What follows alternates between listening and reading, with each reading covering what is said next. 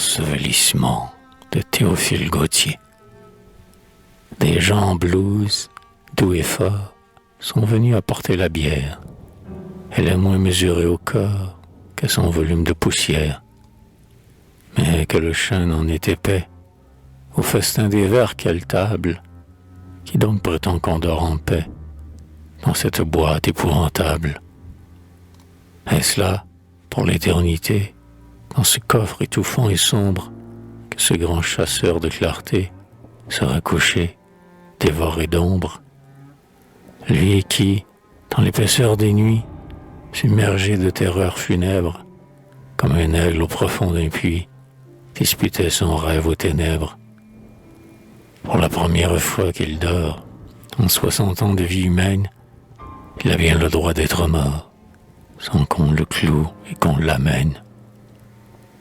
Comme son beau front de héros fait face au ciel et le défie, il a la blancheur du paros et semble refléter sa vie.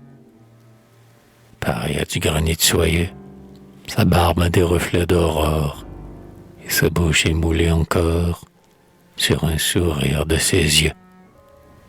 Ainsi qu'en ses fières estampes, qui nous le rendaient à 20 ans, ses cheveux bouclés et flottants naissent en gerbes de ses tempes. Et, séparés par le milieu, ils marquent déjà le sillage de l'aile qui remporte à Dieu cette âme éprise de voyage.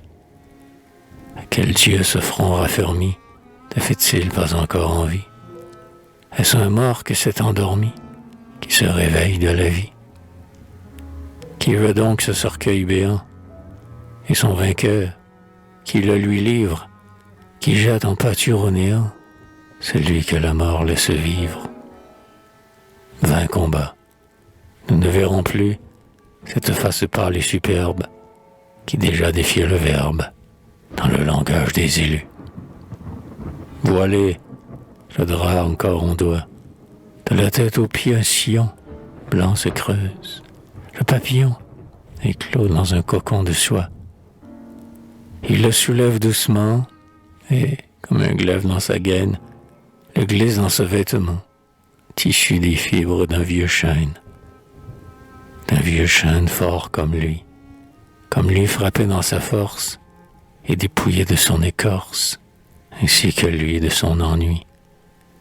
Et quand, dans une étreinte brève, cette tête a heurté ce bois, crâne sans vie et bois sans sève ont sonné le vide à la fois.